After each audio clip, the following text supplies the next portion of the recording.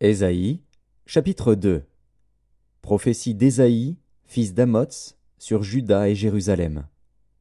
Il arrivera, dans la suite des temps, que la montagne de la maison de l'Éternel sera fondée sur le sommet des montagnes, qu'elle s'élèvera par-dessus les collines, et que toutes les nations y afflueront. Des peuples s'y rendront en foule, et diront, « Venez, et montons à la montagne de l'Éternel, à la maison du Dieu de Jacob, afin qu'il nous enseigne ses voies, et que nous marchions dans ses sentiers.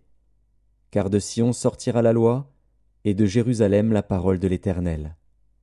Il sera le juge des nations, l'arbitre d'un grand nombre de peuples. De leurs glaives ils forgeront des hoyaux, et de leurs lances des serpes. Une nation ne tirera plus l'épée contre une autre, et l'on n'apprendra plus la guerre. Maison de Jacob, venez, et marchons à la lumière de l'Éternel.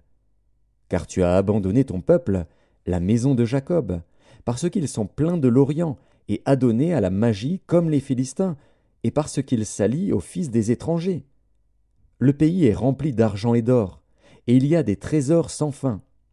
Le pays est rempli de chevaux, et il y a des chars sans nombre. Le pays est rempli d'idoles. Ils se prosternent devant l'ouvrage de leurs mains, devant ce que leurs doigts ont fabriqué. Les petits seront abattus, et les grands seront abaissés. Tu ne leur pardonneras point. Entre dans les rochers, et cache-toi dans la poussière, pour éviter la terreur de l'Éternel et l'éclat de sa majesté. L'homme au regard hautain sera abaissé, et l'orgueilleux sera humilié. L'Éternel seul sera élevé ce jour-là. Car il y a un jour pour l'Éternel des armées contre tout homme orgueilleux et hautain, contre quiconque s'élève, afin qu'il soit abaissé.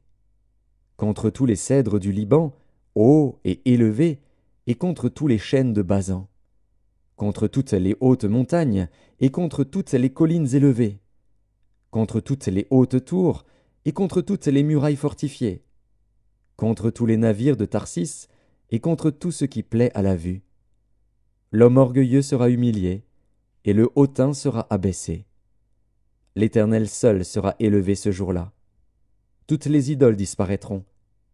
On entrera dans les cavernes des rochers et dans les profondeurs de la poussière, pour éviter la terreur de l'Éternel et l'éclat de sa majesté, quand il se lèvera pour effrayer la terre. En ce jour, les hommes jetteront leurs idoles d'argent et leurs idoles d'or, qu'ils s'étaient faites pour les adorer, aux rats et aux chauves-souris. Et ils entreront dans les fentes des rochers et dans les creux des pierres, pour éviter la terreur de l'Éternel et l'éclat de sa majesté, quand il se lèvera pour effrayer la terre. Cessez de vous confier en l'homme, dans les narines duquel il n'y a qu'un souffle. Car de quelle valeur est-il ?